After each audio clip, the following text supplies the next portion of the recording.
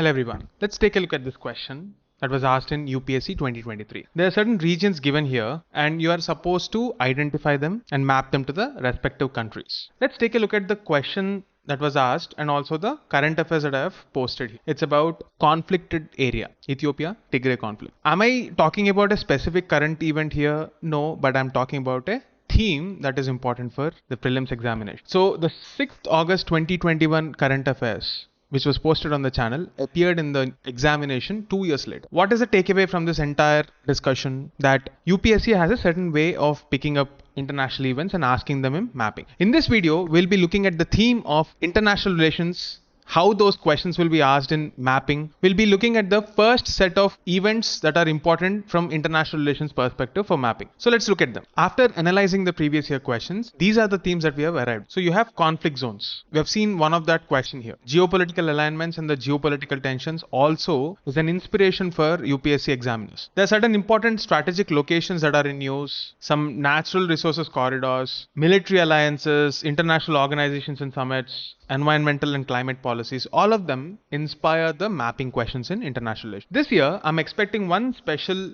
important concept that is probably going to be asked. The Brandt line. Let's begin with that. These are some of the questions that were asked in previous years UPSC from 2018. All of these are supposed to be revised once again for the coming years. So what is this Brandt line? This concept has been in news since 1980. But why is it again appearing in news once again? Because of India's bid as a leader of the Global South. What does this term Global South exactly mean? See, this Brandt line is a concept which says that the world can be divided into north and south. The northern part, as you can see in the green corridors here, are the rich countries. And then the southern part is the not so rich countries. And this helps you analyze the economic disparity, trade relations, etc. So India is trying to bring all these leaders together of the global south and have a negotiation power, especially in organizations like the UN, where we have a better bargaining power. Moving on, like I discussed, conflict zones in the world. These are some of the most important events. Let's say you have areas like Iran, Israel, Gaza, West Bank, Lebanon, Ukraine, the Sahel region. These areas have been asked time and again in UPSC because of conflicts, civil wars, and geopolitical tensions in those areas. Let's look at them one by one. In the present video, we'll be dealing with the Sahel region, Israel, and also some important events of Ukraine. It's been almost 3 years since the war between Russia and Ukraine broke out. So what are the major takeaways? Let's understand. First one being the Sahel region. Recently, we have seen that these countries have undergone military coups. What is the Sahel region? It is the region near the Sahara Desert where abject poverty, geopolitical tensions, civil wars, all kinds of chaos is happening. 10 countries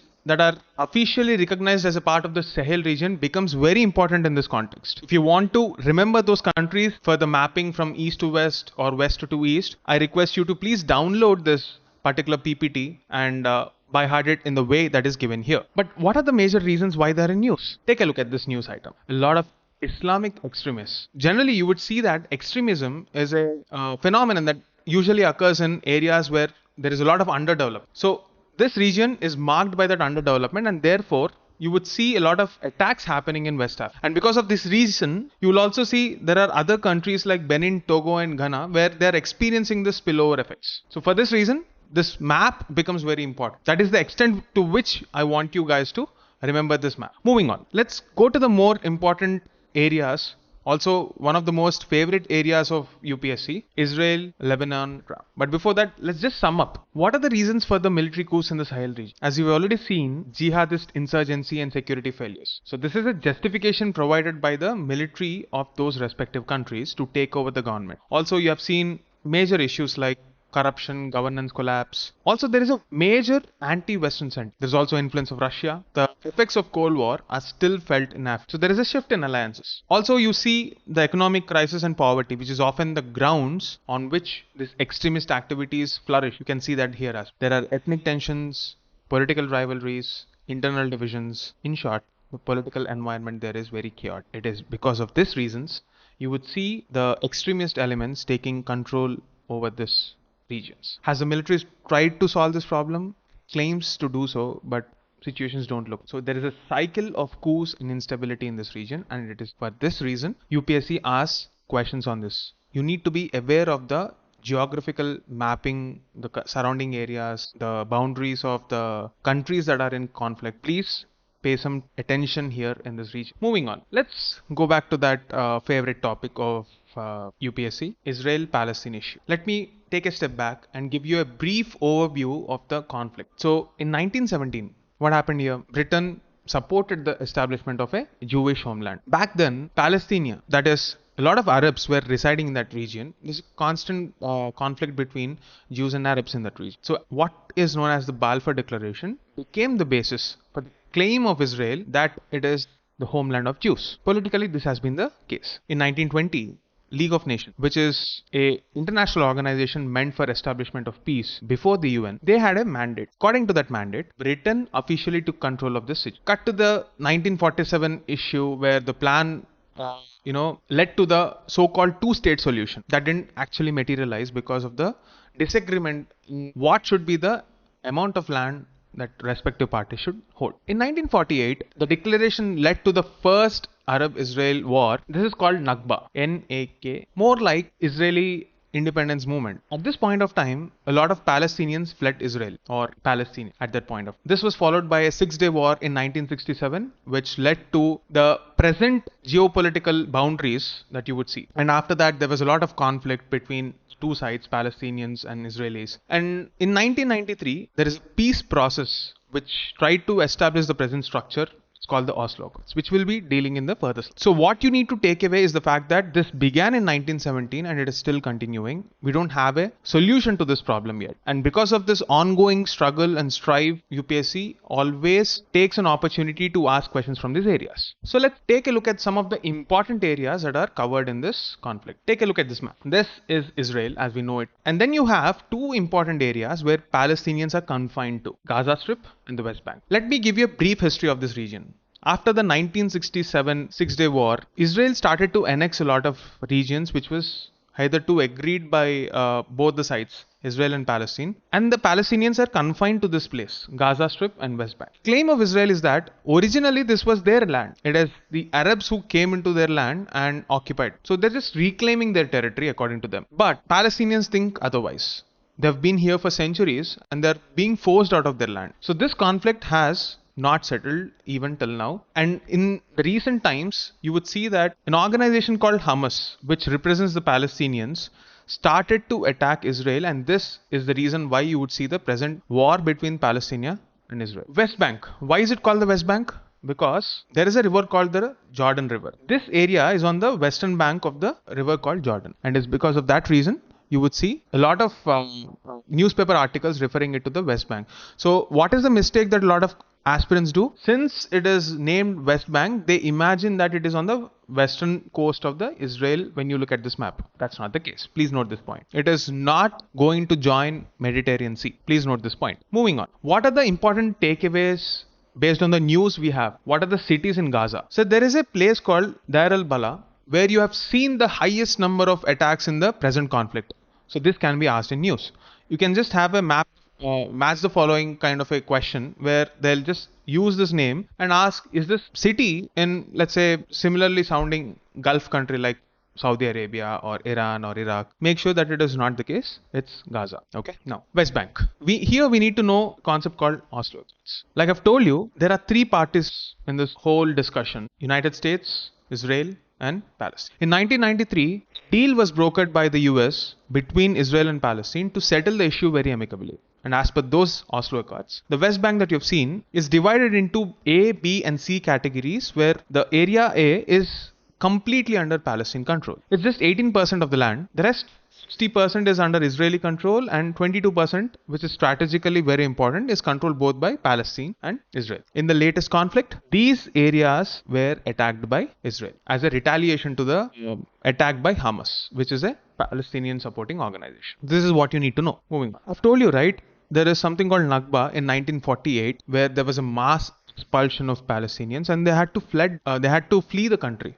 They fled to the neighboring country of Lebanon. Over generations, you would see that there are a lot of people who are supporting the Palestinian cause, and they were emotionally invested in that cause as well. So in the recent conflict, you have supporting groups like Hezbollah, which supported this movement. In this context, you will have to know three important areas which are important for the exam. What are they? Most importantly, you have to know Bekaa Valley, then the capital of Lebanon, Beirut, and southern Lebanon. So this is the major battleground because it is closer to the Israel territory. If you take a look at this map here, you would see this Bekaa Valley. There are two important rivers that you need to know. One is the Litani River, which is like a natural boundary between Israel and Lebanon.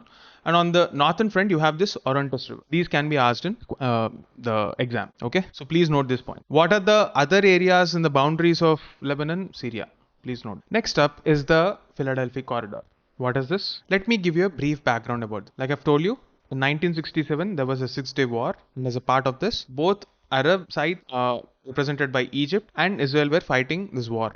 In this, as you can see here, Israel tried to control the border area of that region. This is Gaza Strip. You want an entry into the Gaza Strip from Egypt, even for civil supplies. This corridor becomes very important. So what is Philadelphia Corridor? It's basically a region bordering between Egypt and Gaza Strip. So in the war between Hamas and Israel, this region became very important because of the lifeline. There is a place called Rafah crossing. There is another place called Karim Abu Salam cross or Karim Abu Salam cross. It is this region which was controlled by Hamas after the attacks, because that's like a gateway into that Gaza Strip. Also, you would see one more place called Netzarim Corridor, which is like an access to the northern part of the Gaza city, northern Gaza, as you can see here. So by controlling these 2 points, any party will have a strategic control over this region. So this is the reason why it appeared in news. So what is Philadelphia Corridor? It's a 14-kilometer, 100-meter wide demilitarized buffer zone. Prior to this conflict, it was a demilitarized zone. Now it's become a point of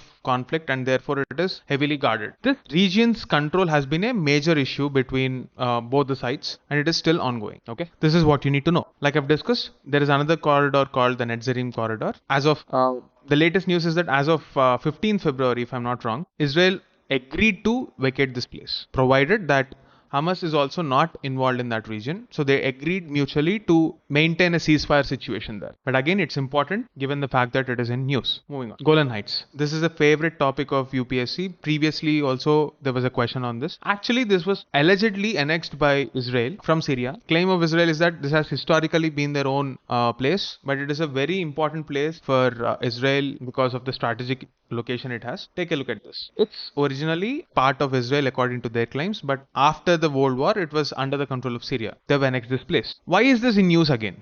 In December 2024, India voted in favor of United Nations General Assembly resolution demanding that Israel withdraw from that region. Okay. Another important point is that the rainwater from this Golan's catchment area. You know that Israel is predominantly a very arid region, which is famous for its agricultural technology. India wants to use that technology, and collaborations between various eminent scientific institutions is also famous. Anyway, coming back to the topic, rainwater from Golan's catchment feeds into the Jordan River. That is the reason why this is very important as well, even from a natural resource standpoint. One important news that you can expect either as a direct question or an indirect question, either in prelims or mains, is the axis of this Israel-Palestine conflict is not just between two regions, but became an identity issue, Arabs versus Israel. So in a bid to support these Palestinians, there is something called Axis of Resistance, which was supported by Iran to provide weapons, funding, political support, whatnot, to ensure that the Arabian cause or the Arabs cause or the Palestinian cause, whatever name you give it, that is fulfilled. What is the agenda of Iran here? Majorly